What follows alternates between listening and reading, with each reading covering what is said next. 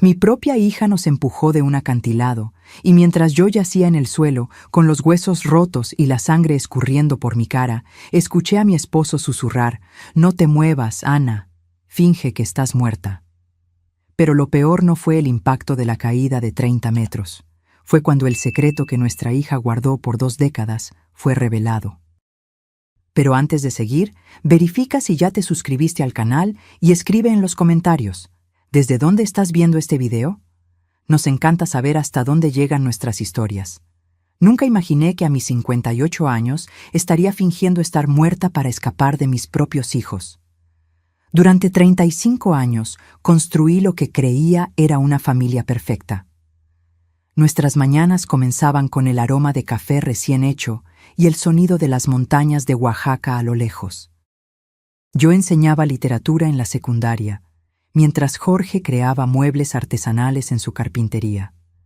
Teníamos 2 hijos, Ricardo, nuestro primogénito, carismático y protector, y Alejandra, 5 años menor, siempre reservada y observadora. Los domingos nos reuníamos todos en la mesa que Jorge esculpió con sus propias manos. Ricardo hablaba animadamente sobre sus planes de ser arquitecto, mientras Alejandra jugaba con su comida, evitando el contacto visual. Por la noche, Jorge y yo caminábamos por la playa de Cancún, planeando nuestra jubilación, soñando con los viajes que haríamos cuando los hijos siguieran sus propios caminos. Yo era feliz, o al menos creía serlo. Todo cambió una noche de septiembre hace exactamente 20 años.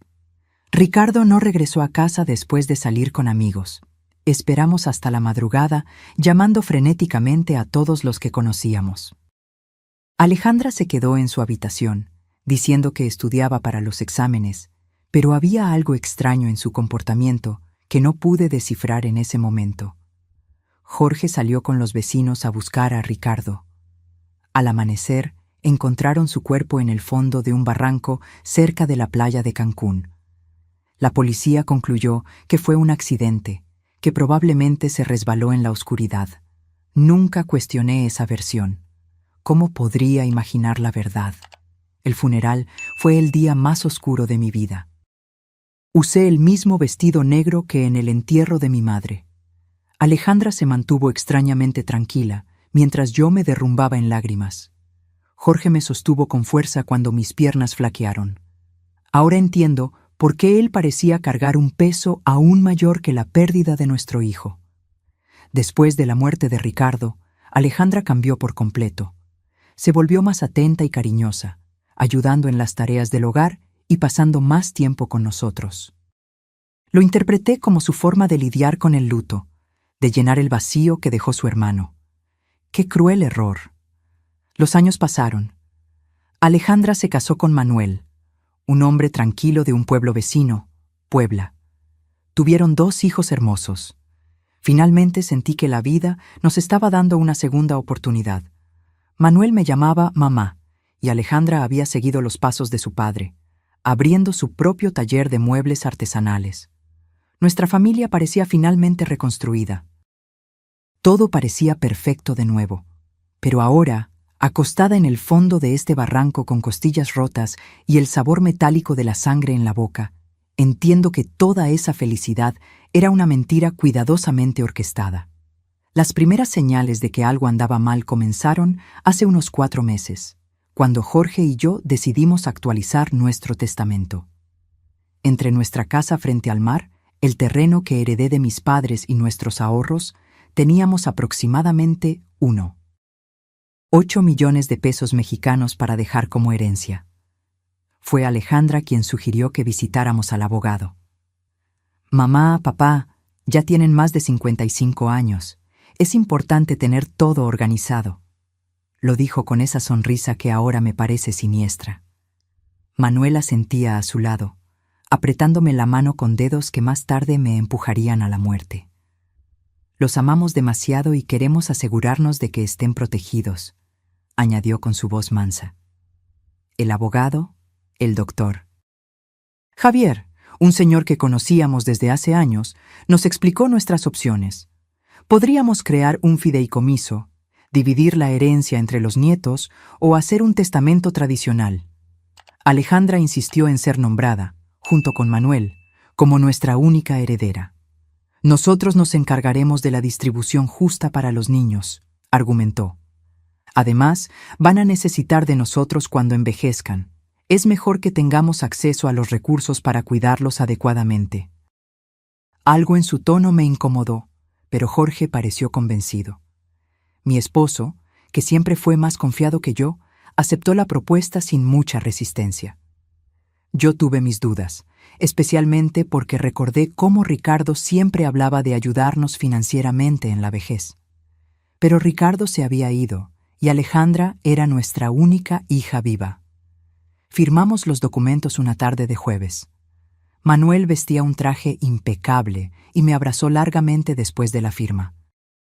Ahora somos oficialmente una familia unida para siempre, susurró en mi oído. Sus palabras me causaron un escalofrío inexplicable. Esa noche, mientras preparaba la cena, no pude sacarme la sensación de haber cometido un error terrible. Las semanas siguientes fueron extrañas. Alejandra y Manuel comenzaron a visitarnos con más frecuencia, pero sus visitas tenían un tono diferente. No venían solo a pasar tiempo con nosotros. Siempre traían sugerencias sobre cómo deberíamos mejorar la casa, qué inversiones hacer o qué seguros de vida contratar. Mamá, deberías pensar en vender esta casa grande y mudarte a un lugar más pequeño, dijo Alejandra mientras examinaba nuestros muebles con ojos calculadores. Podríamos ayudarte a encontrar un apartamento cómodo en el centro de Monterrey. Pero yo amaba nuestra casa. Cada rincón guardaba un recuerdo precioso de nuestros 35 años juntos. La cocina donde preparé miles de comidas, el taller donde Jorge creaba sus obras maestras, el patio donde nuestros hijos y nietos jugaron. No podía imaginar mi vida en otro lugar. Cuando expresé eso, vi un destello de irritación en los ojos de Alejandra que me heló hasta los huesos. «Mamá, estás siendo irracional», dijo en un tono que nunca había usado conmigo. «Esta casa es demasiado grande para 2 personas de su edad. Si se caen por las escaleras o algo sucede, no podremos llegar a tiempo para ayudar». Manuel asintió enérgicamente. «Además, el mantenimiento debe costar una fortuna. Sería mucho más inteligente vender ahora, mientras el mercado inmobiliario está en auge». Jorge comenzó a considerar sus argumentos, pero yo no podía librarme de la sensación de que había algo más detrás de esa presión. Una noche, después de otra de esas conversaciones tensas, le pregunté a Jorge si no le parecía extraño que Alejandra estuviera de repente tan interesada en nuestros asuntos financieros. «Ana, ella solo se preocupa por nosotros», respondió mientras se cepillaba los dientes. «Tal vez deberíamos considerar sus sugerencias. No somos tan jóvenes como antes». Pero vi algo en sus ojos, una sombra de duda que él no quería reconocer. Ahora sé que Jorge ya tenía sus sospechas, que ya comenzaba a atar cabos que yo ni siquiera sabía que existían. Las cosas empeoraron cuando Alejandra sugirió que le diéramos un poder notarial sobre nuestras finanzas. «Es solo por precaución», explicó mientras Manuel preparaba té en nuestra cocina como si ya fuera dueño del lugar. «Si uno de ustedes se enferma o tiene un problema de salud, podemos gestionar sus asuntos sin complicaciones legales». La forma en que lo dijo, tan naturalmente, casi me convenció. Pero había algo en su insistencia que me ponía nerviosa. No pude dormir esa noche. Me quedé despierta mirando el techo, escuchando la respiración de Jorge a mi lado, tratando de entender por qué me sentía tan inquieta. Al día siguiente, decidí llamar a mi hermana Sofía para pedirle consejo. Sofía siempre fue más perspicaz que yo, más desconfiada de las intenciones de la gente. Cuando le conté sobre la presión de Alejandra, se quedó en silencio por un largo momento. «Ana», finalmente dijo, «¿no te parece extraño que Alejandra esté tan ansiosa por controlar tu dinero? Quiero decir, ella tiene su propio negocio. Está bien financieramente. ¿Por qué necesitaría tanto control sobre tus finanzas?» Sus palabras me golpearon como una bofetada. Tenía razón. Alejandra nunca mostró problemas financieros, nunca pidió dinero prestado, Nunca dio señales de necesitar nuestra ayuda financiera. Esa tarde, cuando Alejandra apareció para otra de sus conversaciones sobre nuestro futuro, decidí confrontarla directamente. «Hija», comencé mientras estábamos sentadas en el porche, «¿por qué es tan importante para ti tener control sobre nuestros asuntos financieros? Tu padre y yo todavía estamos lúcidos». Su reacción fue inmediata y reveladora. Su rostro se endureció y, por un momento, vi algo en sus ojos que me recordó a otra persona, algo frío y calculador que nunca había notado antes. «Mamá, no se trata de control», respondió con voz tensa. «Se trata de amor, cuidado y responsabilidad familiar». Pero la forma en que pronunció responsabilidad familiar sonó más como una amenaza que como una expresión de afecto. Manuel, que se había mantenido en silencio hasta entonces, intervino con su voz tranquila, pero firme. «Ana, solo queremos lo mejor para ustedes. Es doloroso verlos preocuparse por cosas que podríamos resolver fácilmente». Esa noche, después de que se fueron, Jorge y yo tuvimos nuestra primera discusión seria en años. Él pensó que yo estaba siendo paranoica, que estaba buscando problemas donde no existían. Yo insistí en que algo no estaba bien, que el comportamiento de nuestra hija había cambiado demasiado. «Jorge», dije mientras lavábamos los platos, «¿te acuerdas de cómo era Alejandra antes de que Ricardo muriera? Era diferente, más distante, más... no sé explicarlo, pero había algo en ella que me asustaba». Mi esposo dejó de secar el plato que tenía en sus manos y me miró fijamente. En sus ojos vi algo que no había visto antes: reconocimiento. «Ana», dijo con voz muy baja, «hay cosas sobre la muerte de Ricardo que nunca te conté». Mi corazón comenzó a latir tan fuerte que pensé que se me saldría del pecho.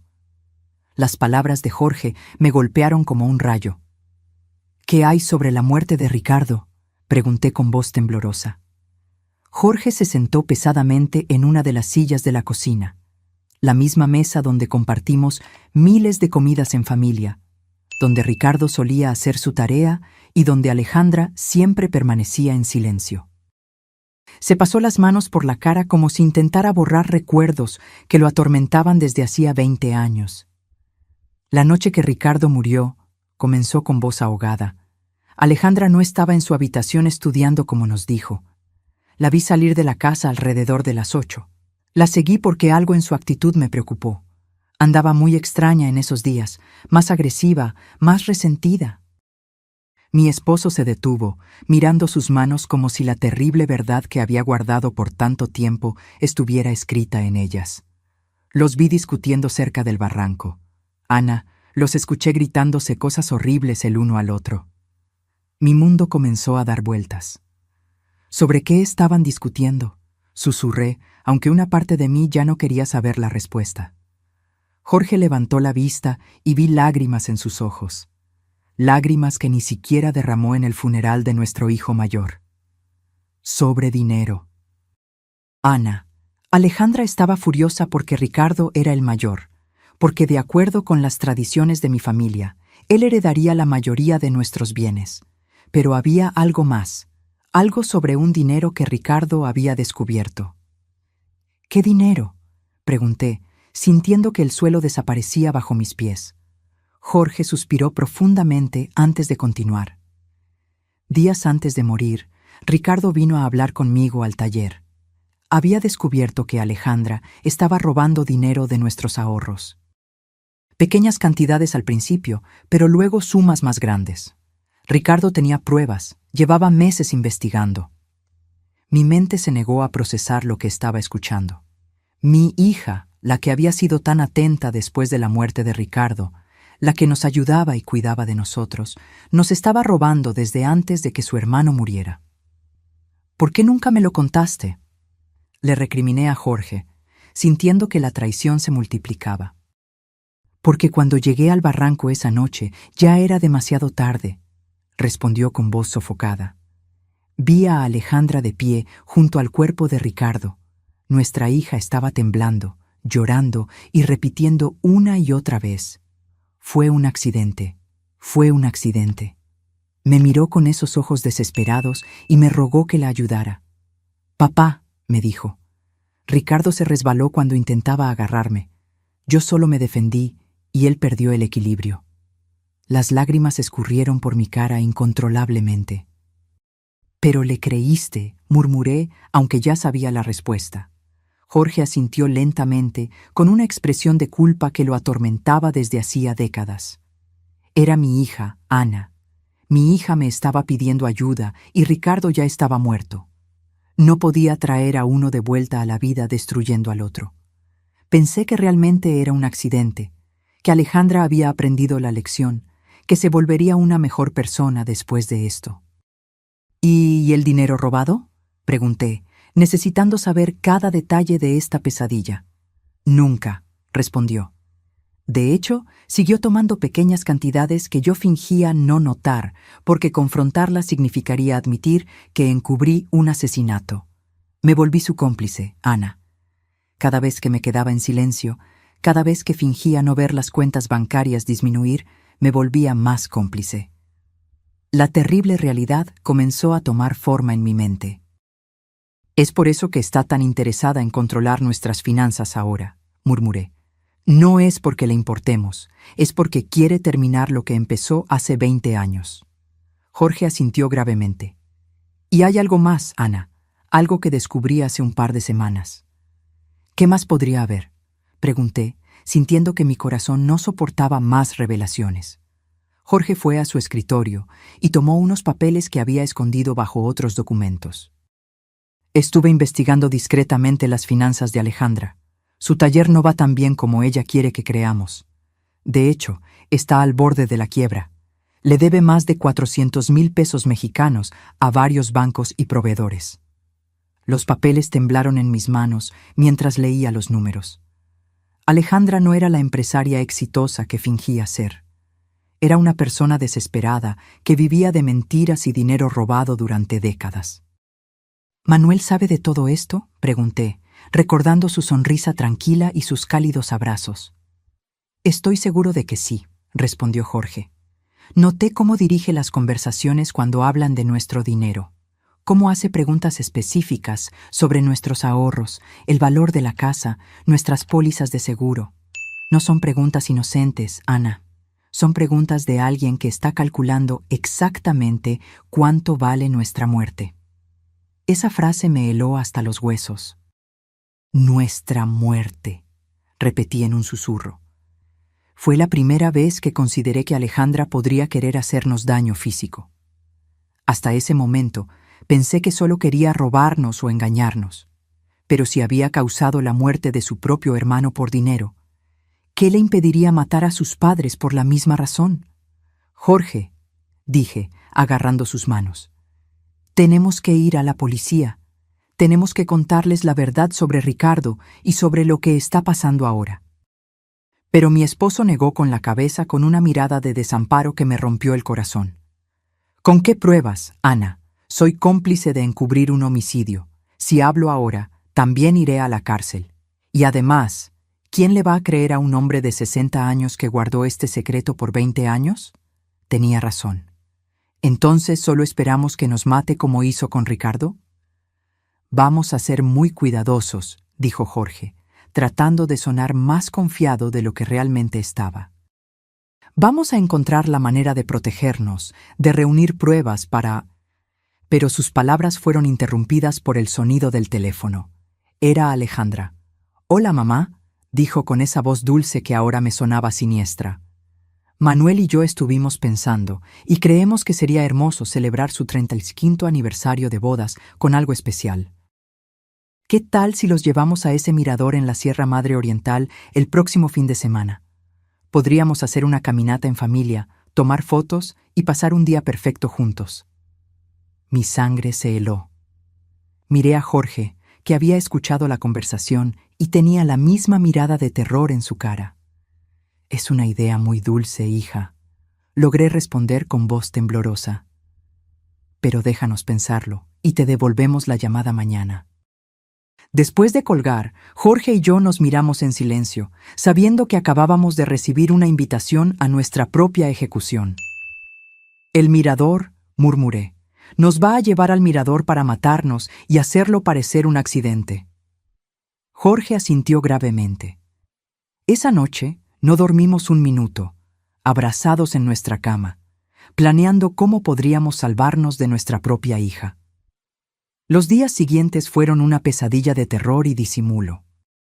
Jorge y yo tuvimos que actuar como si nada hubiera pasado cuando Alejandra y Manuel vinieron a visitarnos, sonriendo cuando hablaban del viaje al mirador, asintiendo cuando nos contaban emocionados que pasarían tiempo con nosotros. Pero por dentro, cada fibra de mi ser gritaba de miedo. Sabía que estaba mirando a los ojos de los responsables de la muerte de mi hijo mayor y que ahora planeaban hacer lo mismo conmigo y con mi esposo. Manuel llegó la tarde del jueves con una mochila nueva y esa sonrisa tranquila que ahora parecía la máscara de un sociópata. «Ana, querida», dijo, abrazándome con esos brazos que pronto me empujarían a la muerte. Compré algunos suministros para nuestra aventura en el mirador. Agua, frutas, sándwiches, todo lo que necesitaremos para el picnic. Me mostró el contenido de la mochila como si fuera un niño emocionado, pero yo solo podía pensar en cómo cada uno de esos artículos podría ser usado para encubrir nuestro asesinato. También traje mi nueva cámara, añadió, exhibiendo una cámara digital cara. Quiero capturar cada momento de este día especial. Serán fotos que guardaremos para siempre. La ironía de sus palabras me dio náuseas. La única foto que él tomaría sería de nuestros cuerpos rotos en el fondo de algún barranco, si es que alguien nos encontraba. Alejandra apareció cargando equipo de senderismo de aspecto nuevo.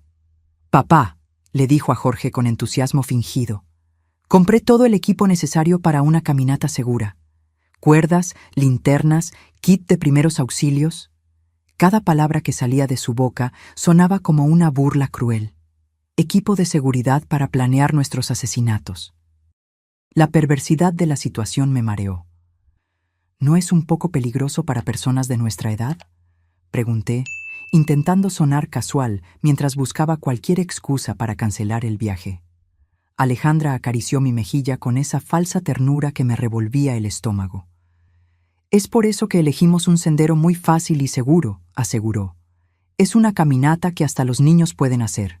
Además, Manuel y yo estaremos allí para cuidar de ustedes en todo momento».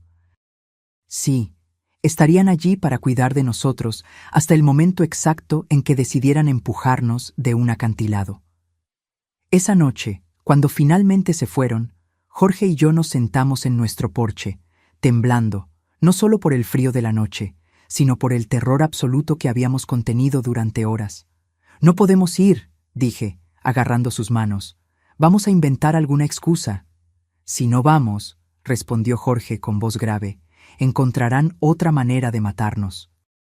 Tal vez algo que parezca aún más accidental, como un incendio en la casa o un asalto que salió mal.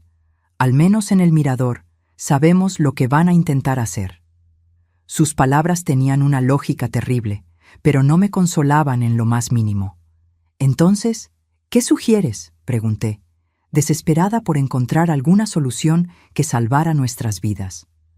Jorge se quedó pensativo por unos minutos antes de responder. «Vamos, pero estaremos preparados. Voy a esconder mi celular y configurarlo para que grabe todo lo que suceda. Si logramos sobrevivir, tendremos pruebas. Y si no...» Su voz se quebró. «Al menos alguien sabrá la verdad». El viernes por la noche apenas pudimos tocar nuestra cena. Sabíamos que podría ser nuestra última comida juntos en nuestra casa, en esa cocina donde habíamos compartido tantos momentos felices cuando éramos una familia de verdad. Jorge revisó su testamento una vez más, asegurándose de que si algo nos sucedía, al menos Alejandra no conseguiría todo sin que hubiera algún registro de nuestras sospechas. «Escribí una carta», confesó, mostrándome un sobre sellado. «Está dirigida a tu hermana Sofía. En ella explico todo lo que sabemos sobre la muerte de Ricardo y lo que creemos que Alejandra planea hacernos. La escondí en la caja de seguridad del banco. Si no regresamos de este viaje, al menos ella sabrá dónde buscar la verdad. Esa noche nos fuimos a la cama abrazados, susurrándonos palabras de amor que podrían ser las últimas. Si algo me sucede, dijo Jorge, quiero que sepas que estos 35 años contigo han sido los mejores de mi vida. A pesar de todo, a pesar de los errores y los secretos, te amo más que a mi propia vida. Lloré en silencio, memorizando el ritmo de su respiración, el calor de su cuerpo, el olor de su piel. El sábado amaneció con un cielo azul que parecía burlarse de nuestra situación. Alejandra llegó temprano, silbando una melodía alegre que me heló la sangre. «Buenos días, tortolitos», gritó desde la puerta principal. «¿Listos para su gran aventura?» Manuel apareció detrás de ella, radiante como si fuera el día más feliz de su vida, excepto que este era un encuentro con la muerte. Durante el desayuno, que apenas pudimos comer, Alejandra explicó la ruta que haríamos en detalle. «Es un sendero hermoso», dijo, extendiendo un mapa en la mesa. «Lleva a un mirador donde pueden ver toda la bahía de Puerto Vallarta. Dicen que la vista es espectacular». Sus ojos brillaban con un entusiasmo que parecía demoníaco. Claro, las vistas serían espectaculares. Serían las últimas que veríamos en nuestras vidas. «El sendero tiene algunas partes empinadas», añadió Manuel como si nos estuviera dando información turística útil, «pero nada que excursionistas experimentados como ustedes no puedan manejar». Su comentario sobre nuestras supuestas habilidades de senderismo sonó como una broma cruel. Éramos dos sexagenarios que apenas caminábamos por la playa de vez en cuando. Mientras cargábamos el coche, vi a Alejandra revisando meticulosamente su mochila, asegurándose de que tenía todo lo que necesitaba para su plan. Vi cuerdas, una pequeña pala y algo que parecía una bengala. «¿Para qué es eso?», pregunté, señalando la bengala. «Para seguridad», respondió sin dudar. «Si nos perdemos o algo sale mal, podemos enviar una señal de socorro». Claro, enviarían una señal de socorro después de empujarnos de un acantilado para que nuestros cuerpos pudieran ser encontrados y se confirmara que fue un trágico accidente durante una caminata en familia. Todo calculado. Cada detalle había sido planeado para hacer que nuestros asesinatos parecieran perfectamente naturales. El viaje en coche a la Sierra Madre Oriental duró casi 3 horas que parecieron una eternidad. Manuel puso música animada y cantó junto con las canciones como si realmente estuviéramos yendo a un divertido paseo en familia. Alejandra condujo con cuidado, obedeciendo todos los límites de velocidad, deteniéndose en cada señal de alto. No quería arriesgar un accidente que arruinara sus planes perfectos. Durante el viaje, Jorge discretamente tomó mi mano y activó la grabación en su teléfono. Todo lo que sucedió a partir de ese momento sería grabado. Si lográbamos sobrevivir, tendríamos pruebas. Si no, al menos la verdad no moriría con nosotros. Cuando finalmente llegamos al inicio del sendero, mi corazón latía tan fuerte que pensé que se me saldría del pecho. El lugar era hermoso, con árboles altos y el sonido de una cascada a lo lejos.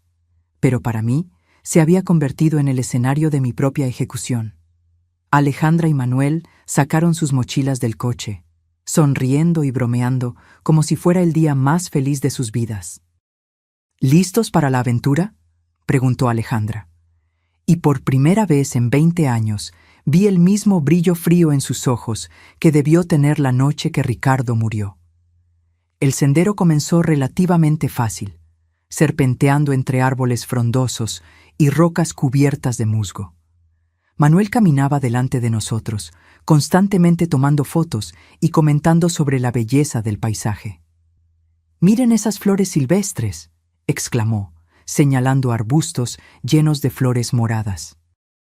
«Y esa formación rocosa, increíble». Su actuación era perfecta, la de un yerno amoroso disfrutando de un día especial con sus suegros. Alejandra caminaba detrás de nosotros, supuestamente para asegurarse de que no nos quedáramos atrás. Pero yo podía sentir sus ojos en nuestra espalda como puñales. Cada vez que me daba la vuelta para mirarla, me sonreía con esa sonrisa que había perfeccionado a lo largo de 20 años de mentiras. ¿Cómo están, mamá y papá?, preguntaba con falsa preocupación. ¿Necesitan parar y descansar? Después de 1 hora de caminata, comenzamos a subir una parte más empinada del sendero. Mis piernas ya estaban pesadas, y Jorge estaba respirando con dificultad. No estábamos acostumbrados a este tipo de ejercicio, y nuestros hijos asesinos lo sabían perfectamente. Habían elegido una ruta que nos agotaría físicamente, volviéndonos vulnerables para cuando llegara el momento de ejecutar el plan. Ya casi llegamos al mirador, anunció Manuel con entusiasmo. Aunque de acuerdo con el mapa que había visto en casa, todavía nos quedaba al menos media hora más de caminata, su mentira confirmó que no tenían intención de llegar al mirador oficial. El lugar donde planeaban matarnos debía estar mucho más cerca. Durante toda la caminata, intenté memorizar cada detalle del sendero, cada árbol, cada roca que pudiera servir como referencia si lograba sobrevivir, y necesitaba explicarle a la policía exactamente dónde había sucedido todo. Jorge hacía lo mismo, y ocasionalmente intercambiábamos miradas cargadas de terror y determinación. Sabíamos que estábamos caminando hacia nuestras muertes, pero también sabíamos que era nuestra única oportunidad de conseguir las pruebas que necesitábamos. ¡Miren eso!, Alejandra de repente gritó, señalando una formación rocosa que se destacaba a nuestra derecha. Ese acantilado tiene una vista increíble. Subamos allí para tomar algunas fotos especiales. Mi sangre se heló. Allí estaba, el lugar que habían elegido para nuestro asesinato. El acantilado se alzaba a unos 30 metros sobre el sendero principal, accesible por un camino secundario que parecía mucho más peligroso que el que estábamos siguiendo. Las rocas estaban sueltas, había menos árboles a los que agarrarse en caso de tropezar, y desde la cima se podía ver un precipicio que caía en un barranco profundo lleno de rocas afiladas. No sé si es una buena idea, dije, intentando sonar casual. Ese sendero parece bastante peligroso para personas de nuestra edad. Pero Manuel ya había comenzado a caminar hacia la bifurcación, cargando su mochila llena de equipo de seguridad que yo sabía que no usaría para salvarnos. «Vamos, Ana», dijo con esa voz persuasiva que usaba cuando quería convencerme de algo. «Solo tomará unos minutos. Además, Alejandra tiene razón. Las fotos desde allí arriba serán espectaculares». La forma en que dijo «espectaculares» me hizo temblar. Serían espectaculares para quien las viera después como evidencia de nuestro accidente. Jorge apretó mi mano discretamente, recordándome que su teléfono estaba grabando todo. Teníamos que seguir. Teníamos que ir hasta el final para conseguir las pruebas que necesitábamos. Si nos negábamos ahora, simplemente encontrarían otra oportunidad, otro lugar, otra excusa para matarnos. La subida al acantilado fue agotadora. Las rocas sueltas se deslizaban bajo nuestros pies, y más de una vez casi me caigo. Pero lo más aterrador fue darme cuenta de cuán perfecto era este lugar para un asesinato. Si alguien tropezaba accidentalmente y caía desde la cima, no habría forma de sobrevivir. Y lo más importante, no habría testigos. «Ya casi llegamos», gritó Alejandra desde arriba, donde ya había llegado con la agilidad de alguien que había planeado esta ruta con cuidado. Manuel la siguió, y luego nos ayudó a Jorge y a mí a completar los últimos metros de la subida. Sus manos en mis brazos se sintieron como las garras de un depredador. El mirador era de hecho espectacular. Desde allí podíamos ver todo el valle, las montañas a lo lejos y el mar brillando en el horizonte. En cualquier otra circunstancia, habría sido un momento hermoso para compartir con la familia. Pero sabiendo lo que yo sabía, el lugar se sentía como el escenario perfecto para una pesadilla. «Vengan aquí para las fotos», gritó Manuel, posicionándose cerca del borde del acantilado. «Quiero que el valle esté de fondo». Jorge y yo nos acercamos lentamente, cada paso acercándonos a nuestro destino final. Pude ver a Alejandra posicionándose estratégicamente detrás de nosotros, calculando ángulos, midiendo distancias. «¡Perfecto!», exclamó Manuel, levantando su cámara. «Ahora abrácense y sonrían». Jorge y yo nos abrazamos, probablemente por última vez, mientras él tomaba foto tras foto. Cada destello de la cámara se sintió como un relámpago anunciando la tormenta que estaba a punto de llegar. «Tomen otra», sugirió Alejandra, moviéndose más cerca de nosotros.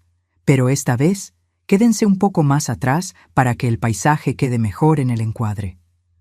Un paso atrás significaba estar exactamente en el borde del precipicio. Jorge y yo intercambiamos una mirada. Había llegado el momento. Nos movimos hacia atrás como se nos ordenó, sintiendo que el suelo sólido desaparecía bajo nuestros pies, quedando solo el vacío del abismo detrás de nosotros. Manuel levantó la cámara una vez más, pero esta vez vi algo diferente en sus ojos. Ya no había necesidad de fingir. La máscara se había caído. «Sonrían», dijo con una voz que ya no era gentil. «Esta va a ser su última foto».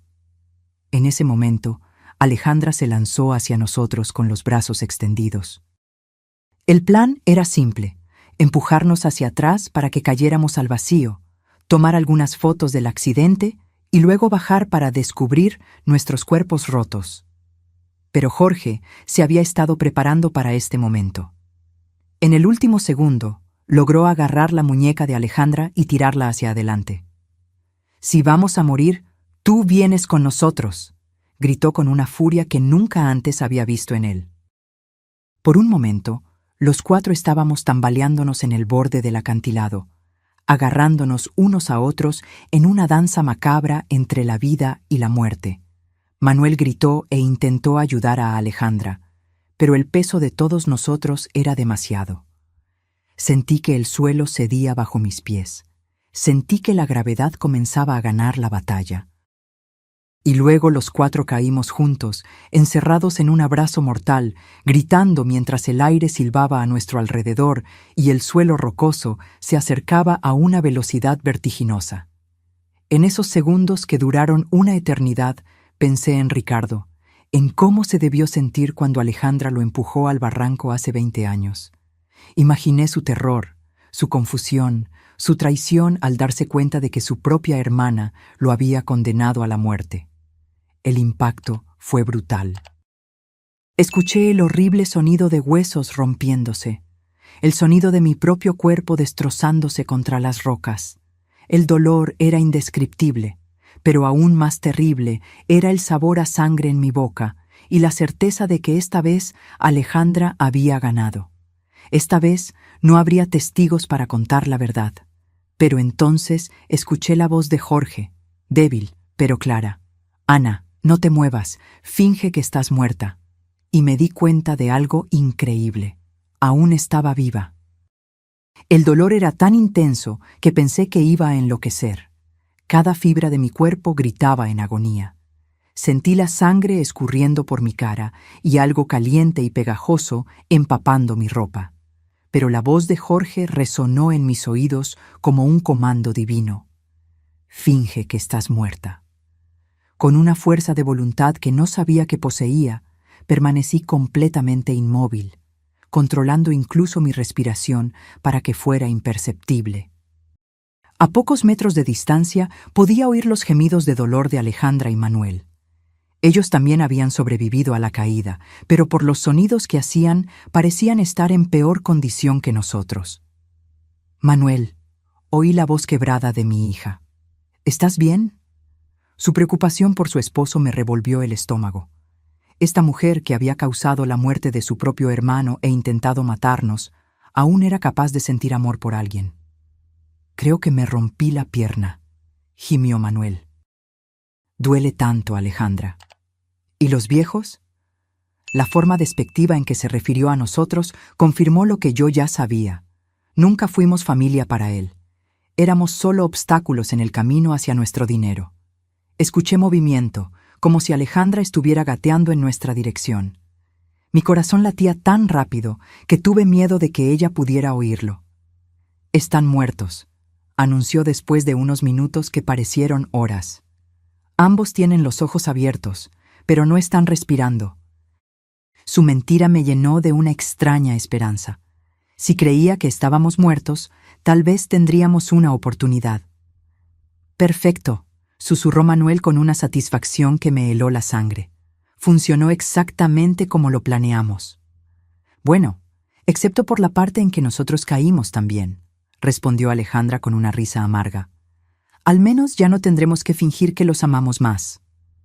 En los minutos siguientes, que parecieron una eternidad, Alejandra y Manuel discutieron su situación. Ambos estaban heridos, pero podían moverse. El plan ahora era arrastrarse hasta encontrar un lugar desde donde pudieran pedir ayuda y luego contar la historia de cómo habían sobrevivido milagrosamente a un trágico accidente que había matado a sus pobres padres. «Recuerda la historia», le dijo Alejandra a Manuel. «Estábamos tomando fotos cuando una roca se soltó bajo los pies de papá. Él tropezó y, tratando de agarrarse, jaló a mamá con él. Nosotros intentamos ayudar, pero caímos también. Es importante que nuestras historias coincidan». «Lo sé», respondió Manuel. «Lo practicamos 100 veces. Somos los sobrevivientes traumatizados de una tragedia familiar. Pobres de nosotros. Perdimos a nuestros queridos suegros en un horrible accidente». Su actuación era tan convincente que si yo no hubiera vivido la verdad, habría creído cada palabra. Gradualmente, sus voces se desvanecieron mientras se arrastraban hacia lo que esperaban que fuera la salvación. Cuando el silencio finalmente cayó, Jorge susurró mi nombre tan bajo que apenas pude oírlo. «Ana, ¿estás bien?». Respondí en el mismo susurro, confirmando que estaba viva, pero terriblemente herida. «Mi pierna derecha está rota», me dijo con una voz sofocada de dolor. «Y creo que tengo algunas costillas fracturadas. ¿Y tú?». Hice un inventario mental de mi cuerpo. Sentí un dolor agudo en mi brazo izquierdo. Mi cabeza palpitaba como si alguien la estuviera golpeando con un martillo, y definitivamente había algo mal con mi hombro, pero estaba viva, y eso era más de lo que había esperado. «Estamos mal, pero estamos vivos», susurré. «El teléfono está grabando, pero no hay señal aquí abajo». Esa era la parte más aterradora de nuestra situación. Estábamos vivos, pero atrapados en el fondo de un barranco, heridos y sin ninguna manera de comunicarnos con el mundo exterior. Si nadie venía a buscarnos, moriríamos allí lentamente de sed, hambre o de nuestras heridas. «Jorge», susurré, «antes de que sea demasiado tarde, necesito que me cuentes todo. Todo lo que realmente sucedió la noche que Ricardo murió». Mi esposo suspiró profundamente, como si hubiera estado esperando este momento durante 20 años. «Esa noche», comenzó con una voz temblorosa, «Ricardo vino a encontrarme en el taller. Estaba furioso. Tenía papeles en las manos, extractos bancarios. Me mostró pruebas de que Alejandra había estado robando dinero de nuestras cuentas durante meses. Pequeñas cantidades al principio, luego sumas más grandes. Ricardo había estado investigando porque había notado discrepancias en nuestros ahorros. El dolor físico se mezcló con el dolor emocional, mientras yo escuchaba la verdad que había sido escondida durante décadas. Ricardo quería confrontar a Alejandra esa misma noche, continuó Jorge. Intenté calmarlo, convencerlo de esperar hasta el día siguiente, pero él estaba decidido. Dijo que no podía dormir sabiendo que su hermana menor nos estaba robando. «¿Y lo seguiste?», pregunté, aunque ya sabía la respuesta. Lo seguí porque tenía miedo de lo que podría pasar. Conocía el temperamento de Ricardo cuando se enfurecía, y también había notado algo extraño sobre Alejandra últimamente. Una frialdad que me daba escalofríos. «Cuando llegué al barranco», continuó Jorge, «los encontré gritándose el uno al otro. Ricardo tenía los papeles en la mano, agitándolos en la cara de Alejandra. «Eres una ladrona», le gritaba. «Estás robando a nuestros propios padres». Alejandra lo negaba todo. Decía que Ricardo estaba loco, que estaba inventando cosas. Mi corazón se aceleró mientras imaginaba la escena. Mis dos hijos enfrentándose en la oscuridad, uno acusando al otro de traición. ¿Qué pasó después?, pregunté, aunque una parte de mí no quería saberlo. Jorge se detuvo por un largo tiempo antes de continuar. Ricardo le dijo que si no devolvía el dinero y nos confesaba todo, él mismo nos diría la verdad. Alejandra se puso furiosa. Gritó que Ricardo siempre había sido el favorito, que siempre había tenido todo fácil, que era hora de que las cosas cambiaran. Y entonces, la voz de Jorge se quebró. Alejandra empujó a Ricardo. No fue un accidente. Ella lo empujó con toda su fuerza, deliberadamente. Las lágrimas corrieron por mi cara, mezclándose con la sangre de mis heridas. ¿Por qué nunca me dijiste la verdad?, pregunté, sintiendo una mezcla de rabia y desesperación. Jorge suspiró profundamente. Porque cuando llegué a donde estaba Alejandra, ella lloraba, temblaba, me decía una y otra vez que había sido un accidente, que no había tenido la intención de hacerlo. Me rogó que no te dijera nada, que no podía perderte a ti también. Pero sabías que era mentira, murmuré, sintiendo que el peso de la traición se profundizaba. Sí, pero era mi hija, Ana, mi única hija sobreviviente. ¿Cómo podía entregarla a la policía? ¿Cómo podía destruir lo que quedaba de nuestra familia? Su justificación dolió tanto como mis lesiones físicas. ¿Y el dinero robado?, continué. Alejandra prometió que lo devolvería poco a poco. Juró que había sido una mala decisión, que estaba desesperada, que nunca volvería a suceder. Pero nunca devolvió un solo centavo. De hecho, siguió robando, y yo seguí en silencio porque cada día que pasaba me volvía más cómplice de su crimen. En ese momento, escuchamos voces a lo lejos. Alejandra y Manuel habían logrado encontrar ayuda. Pronto, los equipos de rescate estarían aquí, y nuestros hijos asesinos interpretarían el papel de sus vidas, los sobrevivientes traumatizados de una tragedia familiar. Las voces se hicieron cada vez más cercanas, acompañadas por el sonido de helicópteros sobrevolando el área. El equipo de rescate había llegado, y con ellos vino el momento más crucial de nuestras vidas. Jorge y yo teníamos que tomar una decisión en cuestión de minutos. ¿Deberíamos seguir fingiendo que estábamos muertos hasta que encontráramos la oportunidad perfecta para revelar la verdad? ¿O arriesgarnos a ser rescatados junto con nuestros asesinos? Ana. Jorge susurró urgentemente. El teléfono grabó todo lo que sucedió allí arriba. Tenemos la confesión de Manuel sobre el plan. Tenemos a Alejandra admitiendo que somos obstáculos. Lo tenemos todo. Pero si nos encuentran vivos ahora, pueden destruir las pruebas antes de que logremos entregarlas a las autoridades. Tenía razón. Si Alejandra y Manuel se daban cuenta de que habíamos sobrevivido y oído sus confesiones, encontrarían la manera de silenciarnos para siempre. Esta vez no sería un accidente. Sería algo mucho más directo y definitivo. Teníamos que esperar el momento perfecto. «¡Están aquí abajo!», gritó la voz de Alejandra desde arriba. «Mis padres, por favor, dense prisa».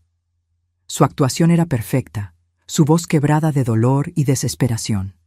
Si yo no conociera la verdad, habría creído que era una hija devastada por la pérdida de sus padres.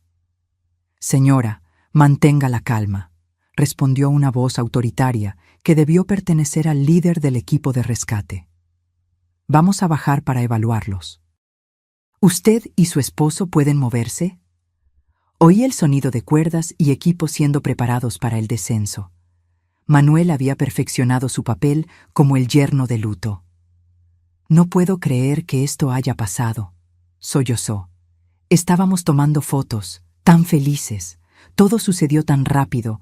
Una roca se soltó y ellos cayeron».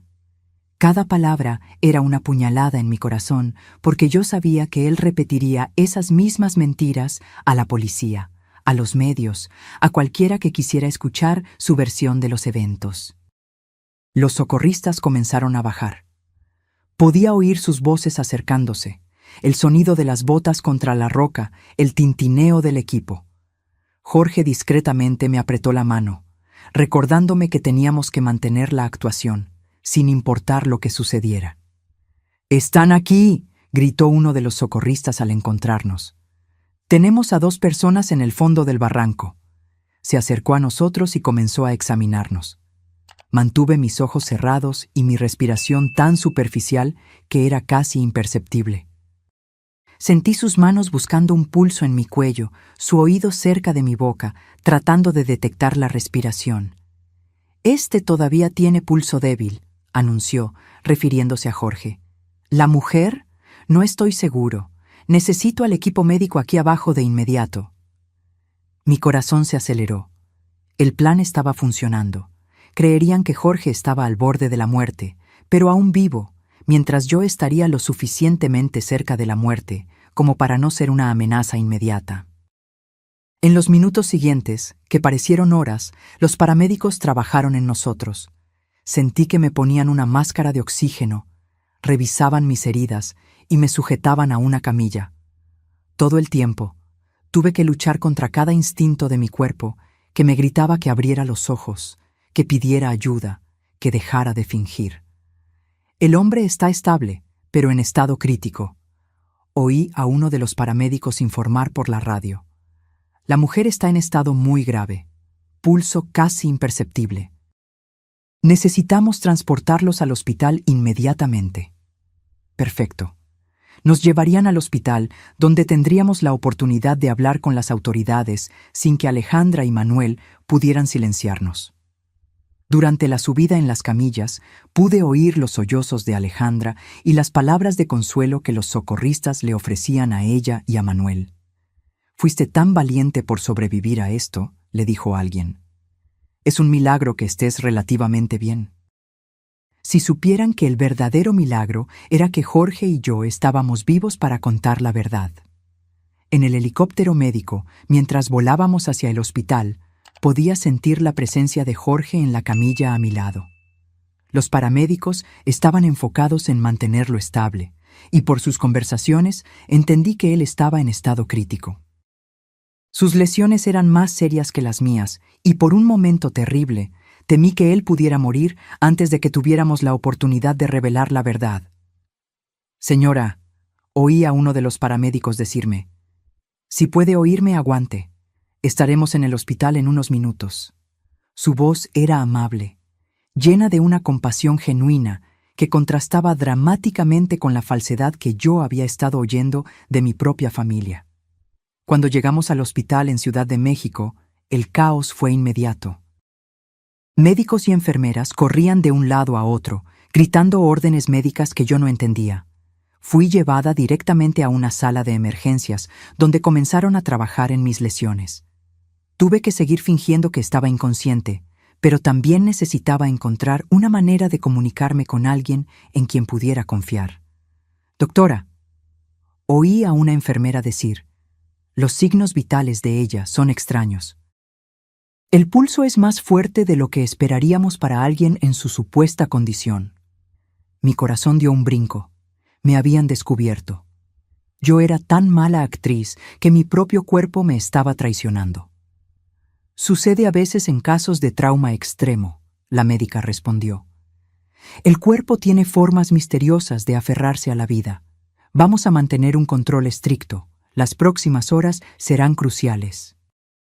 Alejandra hizo un sonido que supuestamente era un sollozo de dolor, pero para mí sonó como un suspiro de alivio. «¿Podemos verlos?», preguntó Manuel. «Solo por unos minutos. Necesitamos despedirnos en caso de que algo suceda». La médica asintió, y pronto oí pasos acercándose a mi cama. Era el momento más peligroso de todos. Tenía que convencer a mis asesinos de que estaba realmente muriendo. Sentí la presencia de Alejandra junto a mi cama. Su mano tocó la mía, y todo lo que pude hacer fue no retirar mi mano de inmediato. «Mamá», susurró, «si puedes oírme, quiero que sepas que te amo. Siento mucho que esto haya sucedido». Sus palabras eran miel envenenada, dulce en la superficie, pero mortal en su esencia. Manuel se acercó desde el otro lado. «Ana, querida», murmuró, «has sido como una madre para mí. Nunca te olvidaremos». Mentira. La única razón por la que no me olvidarían era porque tendrían que vivir con el conocimiento de que me habían asesinado. Pero entonces Alejandra se inclinó más cerca de mi oído y susurró algo que me heló la sangre. «Espero que hayas aprendido la lección, mamá. Nunca debiste haber hecho tantas preguntas sobre nuestras finanzas. Algunas verdades es mejor dejarlas enterradas, igual que a Ricardo». En ese momento, supe que nuestro plan había funcionado. Alejandra acababa de confesar, y aunque yo no tenía cómo grabar, había una enfermera en la habitación que había oído cada palabra. El susurro de Alejandra resonó en mis oídos como una confesión directa de su culpabilidad. Ella había mencionado a Ricardo. Había admitido que algunas verdades debían permanecer enterradas. Y lo más importante, había reconocido que nuestras preguntas sobre finanzas habían sido la razón de nuestro accidente. Pero yo necesitaba más que eso. Necesitaba una confesión completa que no pudiera ser malinterpretada o negada después. La enfermera que había oído el comentario, una joven llamada María, de acuerdo con su identificación, había dejado de revisar los monitores. Vi a través de mis párpados semicerrados cómo sus ojos se abrían de par en par con sorpresa y horror. Ella había oído algo que no debía haber oído, y su expresión me dijo que entendía las implicaciones de esas palabras perfectamente. «¿Qué dijiste sobre Ricardo?», susurró Manuel, obviamente sorprendido por la mención del hermano muerto. Alejandra se tensó, dándose cuenta de que había hablado de más. «Nada», murmuró. «Solo quise decir... Bueno, mamá siempre se preguntó qué sucedió realmente esa noche». «Creo que ya no importa», respondió Manuel, pero su voz estaba cargada de tensión. Pero importaba, y Manuel era lo suficientemente inteligente como para darse cuenta de que su esposa había cometido un error. «Alejandra», le dijo con voz tensa, «vámonos. Los médicos necesitan espacio para trabajar». Pude sentir la tensión entre ellos, la comprensión mutua de que habían hablado de más en el lugar equivocado. Después de que se fueron, la enfermera María se acercó a mi cama. «Señora», susurró tan bajo que apenas pude oírla. «Sé que puede oírme. Lo que acabo de oír no es normal. Si está en peligro, necesita decírmelo de alguna manera». Su voz tenía una urgencia que me llenó de esperanza. Alguien más había empezado a sospechar. Muy lentamente, casi imperceptiblemente, moví mi dedo índice. Fue el movimiento más pequeño posible, pero María lo notó de inmediato. «Dios mío», susurró, «está fingiendo estar inconsciente».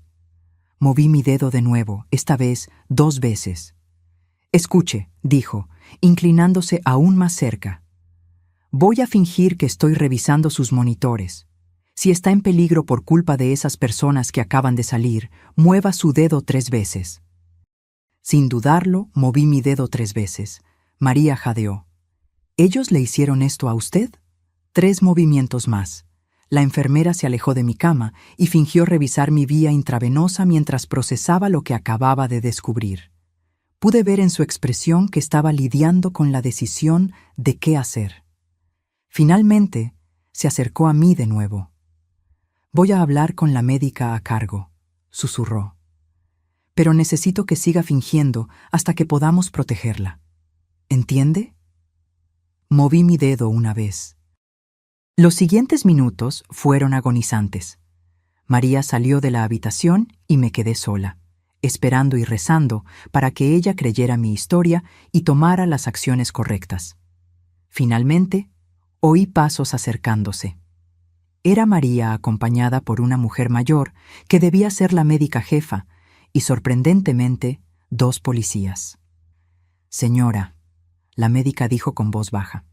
La enfermera María me contó sobre su situación. «Si puede oírme, necesitamos que sepa que ahora está segura. Los policías están aquí para protegerla». Una ola de alivio tan intensa casi rompió mi actuación.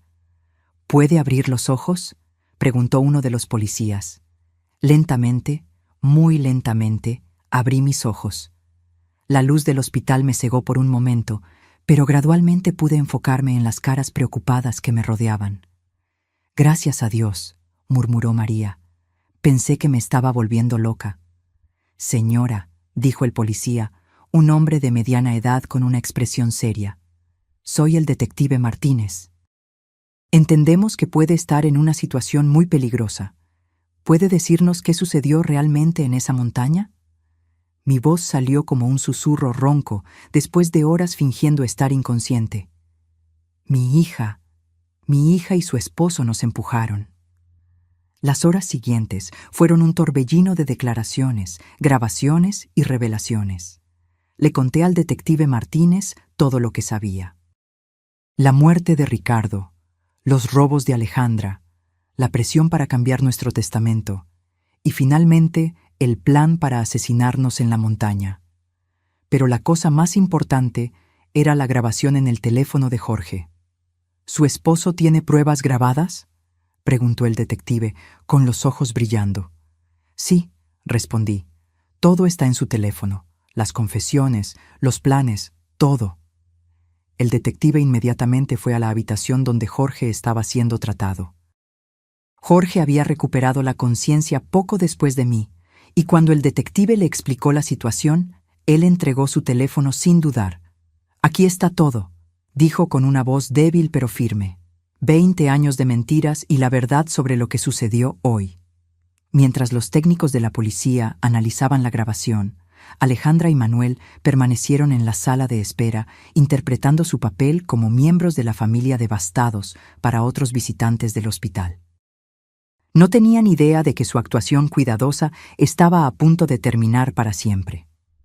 La grabación es clara, anunció el detective después de una hora.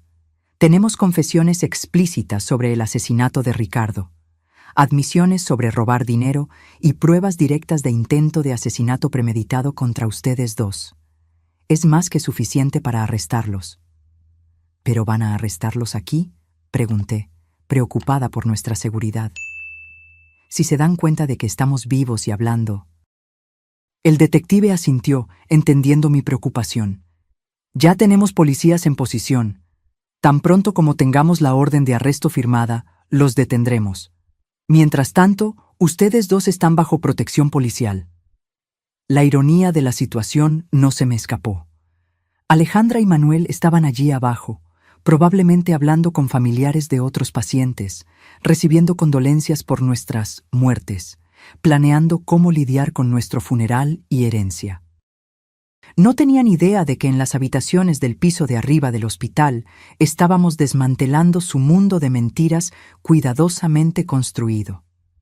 ¿Hay algo más?, pregunté, sintiendo que algo aún me inquietaba. El detective tomó una carpeta de papeles. Después de escuchar su historia, investigamos preliminarmente las finanzas de su hija.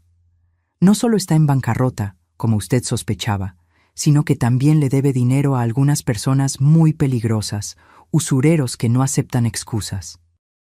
Mi sangre se heló. ¿Quiere decir que no éramos solo inconvenientes para ella?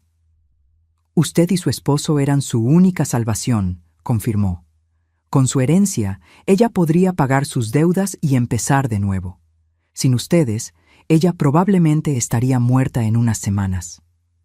Esa revelación añadió una nueva dimensión a la traición.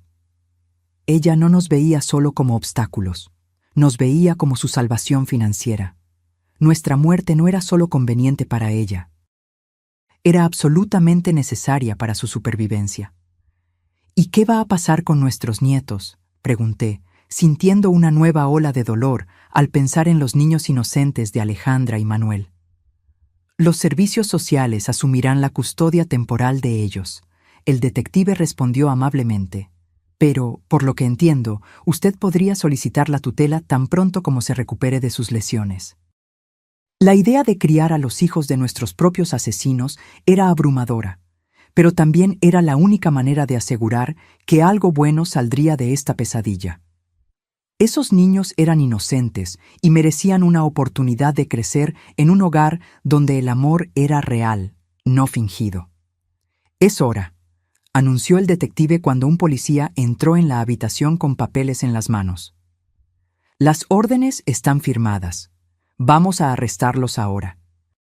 A través de la ventana de mi habitación que daba al vestíbulo del hospital, pude ver a los policías posicionándose discretamente. El momento que había esperado durante 20 años finalmente había llegado. Alejandra y Manuel, oí la voz firme del policía a cargo. Están arrestados por el asesinato de Ricardo y por el intento de asesinato de Ana y Jorge. El silencio que siguió fue ensordecedor. Luego la voz histérica de Alejandra. ¿De qué está hablando? Nosotros somos las víctimas aquí. Nuestros padres murieron en un accidente. Señora, el policía respondió con calma. Sus padres están vivos y han proporcionado pruebas completas de sus crímenes. Hubo un momento de silencio absoluto, seguido por un grito de desesperación de Manuel. Eso es imposible. Nosotros los vimos morir. Estaban muertos. Su confesión involuntaria fue capturada por las grabadoras de la policía, añadiendo otra pieza de evidencia al caso. Por la radio, oí a Alejandra comenzar a culpar a Manuel. Todo fue idea de él. Yo no quería hacer nada de esto. Él me obligó. Y Manuel, en su desesperación, gritó: «Tú fuiste quien sugirió el acantilado. Tú planeaste todo esto desde el principio». En cuestión de minutos, la alianza que había durado por años se desmoronó mientras cada uno intentaba salvar su propia piel. El detective Martínez regresó a mi habitación 1 hora después con una expresión de satisfacción mezclada con tristeza.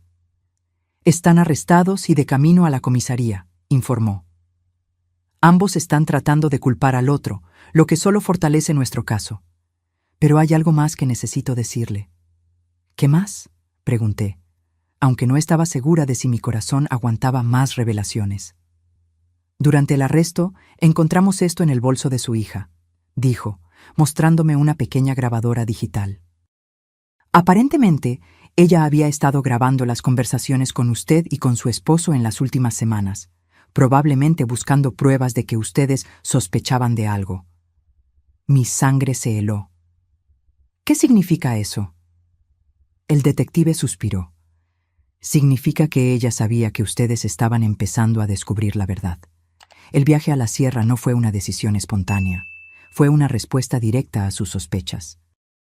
En una de las grabaciones se puede oír claramente a Manuel diciéndole a ella: «Necesitamos actuar rápido antes de que ellos vayan a la policía». La profundidad de la planificación y la frialdad del cálculo me dejaron sin aliento. No solo habían planeado matarnos, habían estado monitoreando nuestras conversaciones, evaluando el nivel de peligro que representábamos para ellos. Éramos ratones en un laberinto, y ellos habían sido los científicos observando cada uno de nuestros movimientos. «Hay una cosa más», el detective continuó, «que encontramos en la investigación de sus finanzas. Su hija no solo le debía dinero a usureros peligrosos, sino que también había falsificado su firma en varios documentos, intentando acceder a sus cuentas bancarias. Si ustedes hubieran muerto en ese barranco, ella habría tenido acceso inmediato a todos sus recursos». Cada nueva revelación era como otra puñalada. Mi propia hija no solo había planeado asesinarme, había estado robándome activamente, falsificando mi firma y violando cada principio de confianza familiar que yo había intentado inculcarle. «¿Cuánto dinero robó en total?», pregunté, aunque no estaba segura de si quería saber. «Cerca de 180,000 pesos mexicanos en los últimos 3 años», el detective respondió. «Pequeñas cantidades que ella pensó que usted no notaría, pero que cuando se suman, totalizan una cantidad significativa. El dinero que Jorge y yo habíamos ahorrado a lo largo de décadas de trabajo duro, centavo por centavo, había sido el financiamiento de la vida de lujo de nuestra hija mientras ella planeaba nuestro asesinato. Los días siguientes en el hospital fueron un torbellino de entrevistas con la policía, visitas de abogados y llamadas de los medios que habían captado la historia. La prensa local había titulado el caso como «la traición familiar más horrible de la década», y reporteros de todo el país querían oír nuestra versión de los eventos. Mi hermana Sofía llegó de Guadalajara llorando y abrazándome como si no me hubiera visto en décadas. «Ana», me dijo varias veces. Siempre supe que había algo extraño sobre Alejandra después de la muerte de Ricardo. pero nunca imaginé que ella fuera capaz de esto. Sus palabras me confortaron porque confirmaron que mis instintos maternales no habían sido completamente ciegos. ¿Y los niños? Pregunté sobre mis nietos, que ahora estaban bajo la custodia temporal de los servicios sociales. Los visité ayer, Sofía respondió tristemente. Están confundidos, preguntando por qué sus padres no pueden volver a casa. Son demasiado jóvenes para entender lo que realmente sucedió. La abogada que contratamos, la doctora Elena, una mujer competente y compasiva, vino a vernos con noticias sobre el proceso legal. El caso es sólido, nos aseguró. Con las grabaciones, las confesiones durante el arresto y todas las pruebas financieras, es casi imposible que escapen de condenas significativas. Pero entonces añadió algo que me heló hasta los huesos. Sin embargo, están tratando de negociar una declaración de culpabilidad menor, alegando que fue un crimen pasional, no premeditado. ¿Un crimen pasional?, exclamé indignada. Ellos planearon esto durante semanas, compraron equipo especial y eligieron el lugar perfecto. La doctora Elena asintió gravemente. Lo sé, y tenemos pruebas de la premeditación, pero sus abogados van a argumentar que fue una decisión desesperada tomada bajo extrema presión financiera. La idea de que pudieran recibir sentencias reducidas por sus crímenes me llenó de furia. Habían matado a Ricardo. Habían intentado asesinarnos. Habían robado nuestro dinero durante años, y ahora querían presentarse como víctimas de las circunstancias. ¿Qué podemos hacer para asegurarnos de que reciban lo que se merecen?, pregunté. Testificar. La doctora Elena respondió simplemente. Su testimonio, combinado con todas las pruebas, será crucial para que el jurado entienda la verdadera naturaleza de estos crímenes. Pero les advierto, será emocionalmente devastador enfrentar a su hija en la corte. Tenía razón. La idea de mirar a Alejandra a los ojos durante el juicio, de oír a sus abogados tratando de justificar lo injustificable, de revivir públicamente cada momento de esta pesadilla, era abrumadora. Pero era lo que yo tenía que hacer, por Ricardo, por nosotros y por mis nietos, que merecían saber la verdad sobre sus padres. 3 semanas después del arresto, Jorge y yo finalmente pudimos ir a casa. Nuestras heridas se habían curado lo suficiente para permitirnos movernos, aunque él todavía necesitaba muletas, y yo tenía mi brazo en un cabestrillo. La casa se sentía extraña, como si fuera el escenario de una obra después de que todos los actores se habían ido. Todo estaba exactamente como lo habíamos dejado el día de nuestro paseo en familia. Los platos del desayuno todavía estaban en el fregadero. La cama estaba sin hacer. Las flores que Alejandra me había traído esa semana todavía estaban en la mesa de la sala, ahora marchitas y muertas. Era como si el tiempo se hubiera detenido en el momento en que nuestras vidas normales terminaron para siempre. ¿Crees que seremos felices de nuevo?, le pregunté a Jorge esa primera noche de regreso mientras estábamos acostados en nuestra cama familiar. Él me abrazó con su brazo no herido y suspiró profundamente. No lo sé, Ana, dijo, pero estamos vivos. Tenemos la verdad de nuestro lado y por primera vez en 20 años no tenemos que vivir con secretos. El juicio comenzó 6 meses después. El día que tuve que testificar, miré a Alejandra directamente a los ojos por primera vez desde el arresto. No vi remordimiento, ni dolor. No vi a la hija que había criado. Vi a una extraña fría y calculadora que se había disfrazado como mi hija durante décadas. Cuando terminé mi testimonio, después de recontar cada detalle horrible de nuestra experiencia, me dirigí a ella directamente desde el banquillo de los testigos. Alejandra, no sé quién eres, pero ya no eres mi hija. Mi hija murió la noche que mataste a Ricardo, y lo que ha vivido en su lugar durante 20 años es un monstruo que yo, sin saberlo, ayudé a crear. El jurado deliberó durante 2 días antes de encontrar a Alejandra culpable de homicidio intencional por la muerte de Ricardo y de intento de homicidio agravado por lo que nos hizo a nosotros. Manuel recibió la misma condena como cómplice. Ambos fueron sentenciados a 30 años de prisión sin derecho a libertad condicional anticipada. Ahora, un año después, Jorge y yo iniciamos el proceso de adopción formal de nuestros nietos. Son niños hermosos e inocentes que merecen una oportunidad de crecer sabiendo lo que es el amor verdadero, no el amor manipulador y tóxico que recibieron de sus padres biológicos. Todas las noches, cuando los acuesto, les cuento historias sobre el tío Ricardo, el tío que nunca conocieron. Les cuento sobre su bondad, su honestidad, su sueño de ser arquitecto y construir casas para familias felices. Les cuento cómo era valiente y cómo intentó proteger a los que amaba, incluso cuando eso lo puso en peligro. No les cuento sobre la traición, sobre la caída, sobre el impacto que le quitó la vida. Son demasiado jóvenes para cargar con esa carga. Tal vez un día, cuando sean mayores, les cuente toda la verdad. Pero por ahora, quiero que crezcan sin el peso del legado sombrío de sus padres. Todavía me despierto por la noche a veces, sudando y gritando, reviviendo el momento de la caída. Jorge también tiene pesadillas.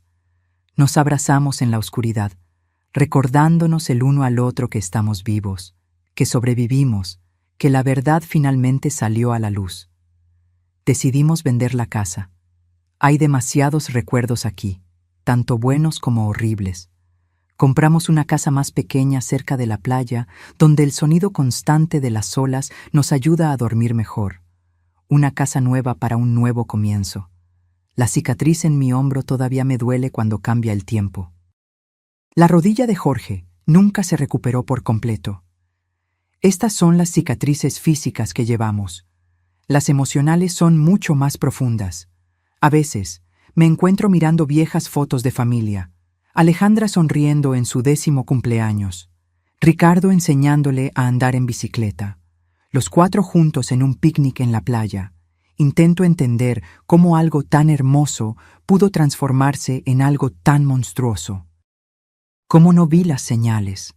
Los pequeños momentos que podrían haberme alertado sobre lo que estaba por venir. Pero luego me recuerdo que el amor puede hacernos ciegos, que a veces no queremos ver la verdad porque duele demasiado, que confiamos en aquellos que amamos, incluso cuando deberíamos cuestionar.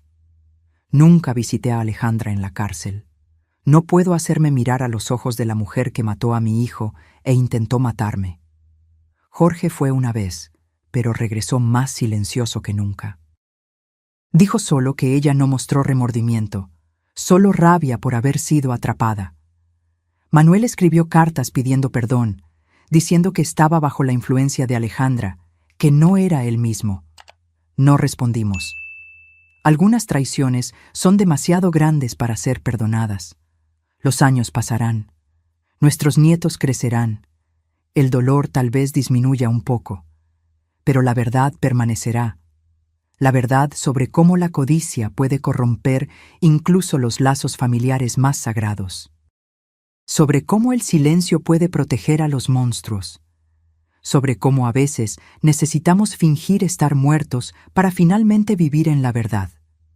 A veces, cuando camino por la playa con Jorge a mi lado y nuestros nietos corriendo por delante, siento una paz inesperada.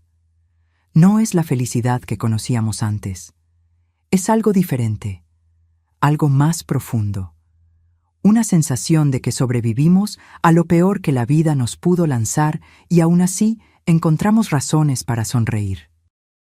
Y en algún lugar, tal vez Ricardo esté viendo todo esto, viendo que su muerte no fue en vano, que la verdad, incluso después de 20 años, finalmente salió a la luz, que aquellos que lo amaban sobrevivieron para contar su historia. Y eso, al final de cuentas, es una forma de justicia. Ahora, si te gustó esta historia, dale clic a este próximo video que está apareciendo en la pantalla, porque en él la historia de traición y revuelta como nunca has visto antes.